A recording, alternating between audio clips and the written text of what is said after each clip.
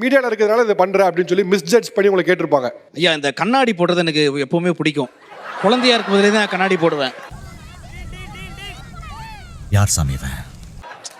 இல்லை நான் 5வது 6வது படிக்கும் போதே படையப்பா படம் பார்த்துட்டு கண்ணாடி போட்டது வழக்கம். வீட்டில் டிவி பார்க்கும்போதே நான் கண்ணாடி போட்டு தான் உட்காந்துருப்பேன். எல்லா பைத்தியங்களுமே மென்டல் ஹாஸ்பிட்டலில் இருக்கணும்னு அவசியம் இல்லை. சில பைத்தியங்க ஊருக்குள்ளேயும் சுத்திட்டு தான் இருக்கு. என்ன பண்ற? அசார் கொஞ்சம் கண்ணாடியை கைட்டுங்க. ரொம்ப ஆட்டிடியூடா தெரியுது. தயவு செஞ்சு கைட்டுங்க ப்ளீஸ்.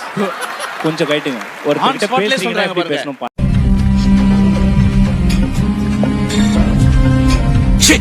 ரோட்ல போறவன் வரவன் வேலை பார்க்குற இடத்துல மீடியால இருக்கு, அதனால தான் கண்ணாடி போட்டு இவன் தவுளத்தா சுத்துறான் அப்படின்னு சொல்லுவாங்க.